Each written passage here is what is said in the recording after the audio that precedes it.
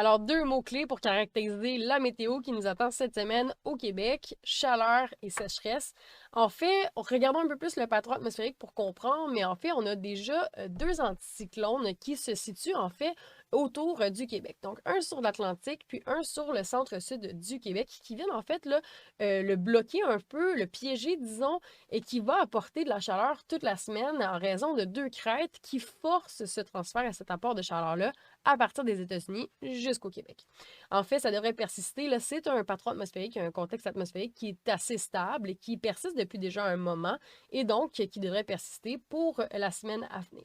Ça apporte pas seulement de la chaleur, évidemment, ça apporte aussi toute l'humidité que contient l'atmosphère présentement au-dessus du centre des États-Unis, qui ont déjà un bon taux d'humidité, qui va en fait se diriger vers le Québec aussi pour affecter nos températures ressenties, particulièrement la journée de jeudi là, à Montréal, qui pourrait être fortement là, affectée par l'humidité au courant de la journée de jeudi.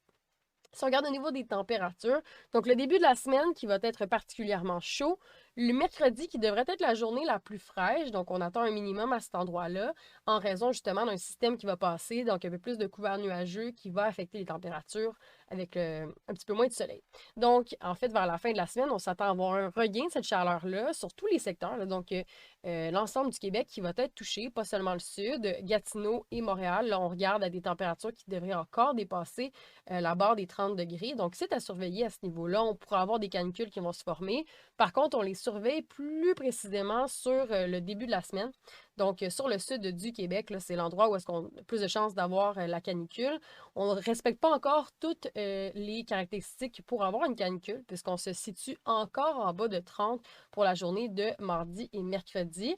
Par contre, c'est possible que ça change d'ici là, puis qu'on puisse avoir là, nos journées à 30 degrés et donc la formation d'une canicule. Si on regarde les températures ressenties, comme on peut voir, sont fortes toute la semaine. On va voir là, la barre des 35 dépasser pratiquement tous les jours sur le sud du Québec.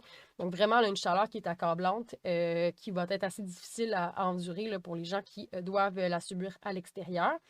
Puis, par la suite, si on regarde au niveau des heures d'ensoleillement, donc comme je vous disais, mercredi, la journée où est-ce qu'on devrait avoir le moins d'heures d'ensoleillement, qui va être lié en fait à un système de précipitation, où est-ce qu'on pourra avoir un couvert nuageux plus important et donc moins de soleil et donc, évidemment, moins de chaleur. Lundi et mardi, des journées avec un ensoleillement là, assez raisonnable, la même chose pour la fin de la semaine. Si on regarde maintenant au niveau des précipitations, donc comme je vous parlais, mardi soir, on a l'entrée d'un petit peu d'instabilité au nord de la province, en fait, qui va apporter là, des cellules de précipitation assez dispersées, très peu structurées, mais qui vont apporter de la pluie sur le Québec en favorisant là, davantage l'ouest et le sud de la province. Puis, justement, donc ces précipitations-là qui vont se poursuivre pour la journée de mercredi. Par la suite, on parle d'un ciel qui est très dégagé pour la journée de jeudi et vendredi. Puis par la suite, samedi. Samedi, on a l'entrée d'une bande de fortes précipitations par le nord de la province et qui va venir balayer l'ensemble du Québec, donc jusqu'à l'est, mais qui apportera pas des précipitations égales à tous les endroits et tous les secteurs du Québec.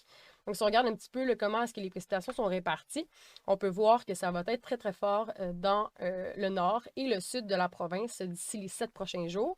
On pourrait avoir jusqu'à 50 mm d'ici dimanche prochain pour le nord du Québec. Par la suite, 30 mm pour l'Estrie, la Montérégie, Montréal, même Québec. Puis par la suite, pour le centre, un peu, là, donc les secteurs qui se situent plus comme en Outaouais, euh, le Chaudière-Appalaches, donc tous ces secteurs-là, en fait, vont avoir un petit peu moins de précipitations. On parle peut-être de 20 mm. La même chose pour Saguenay. Donc, c'est à ce niveau-là. Puis c'est la même chose pour l'Abitibi-Témiscamingue. Par la suite, on va avoir encore moins de précipitations pour l'est de la province, donc Basse-Côte-Nord, île Anticosti, la même chose pour Gaspé. Là, on regarde peut-être à du 10 mm d'ici la prochaine semaine. Puis c'est pas des millimètres qui sont à négliger puisque, comme on le sait, eh bien, on a un déficit de précipitations depuis le début du mois de juillet pour ces secteurs-là, là, notamment cette île.